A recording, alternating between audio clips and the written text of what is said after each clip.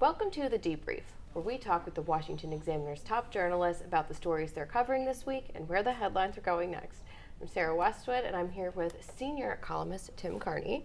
And Tim, let's talk about abortion. The Supreme Court this week in the headlines because of a leaked draft opinion in Dobbs v. Jackson Women's Health Organization that suggests the court is considering overturning Roe v. Wade.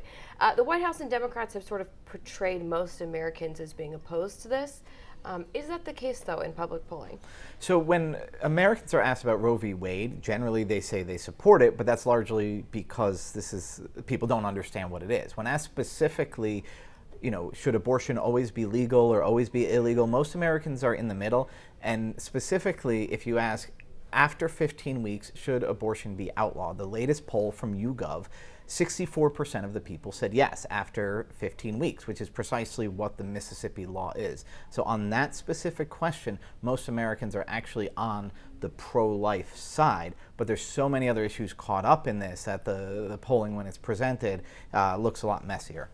So Democrats seem to be hoping that this will sort of help them out in the midterms. Where people stand on, where the line should be drawn in terms of restricting abortions is one thing. On the other sort of public opinion part of this is this going to motivate otherwise complacent Democrats to go to the polls, do you think? So for the Democrats, abortion has always been less about motivating the base and more about raising money. On the right, it's been about motivating base voters who might not be across-the-board Republicans but are going to vote on this issue. So there will sort of be equal but not symmetrical changes there.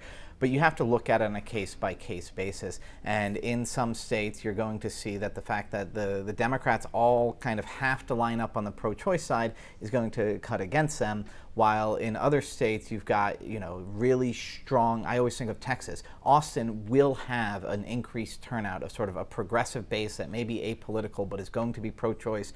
That could make Texas harder for Republicans, specifically in certain congressional districts. And speaking of the midterms, we just had this past week the Ohio Senate primary, so we now know that J.D. Vance is going to be facing off against Democratic Congressman Tim Ryan. How do you see that general election going? I think that Tim Ryan was the best nominee that Democrats could have there in Ohio. Ohio is becoming a Republican state.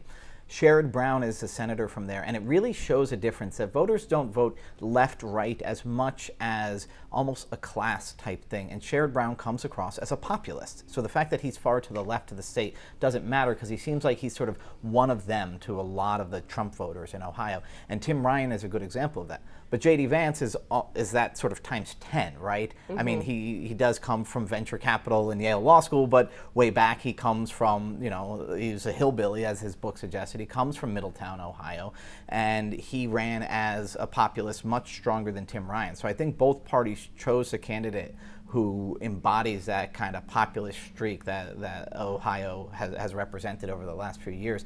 The Republicans going to start off with the advantage, but Democrats couldn't have picked somebody better than Tim Ryan. Well, Tim, thank you so much for being here today. You can get more writing from Tim and the rest of the commentary team at washingtonexaminer.com.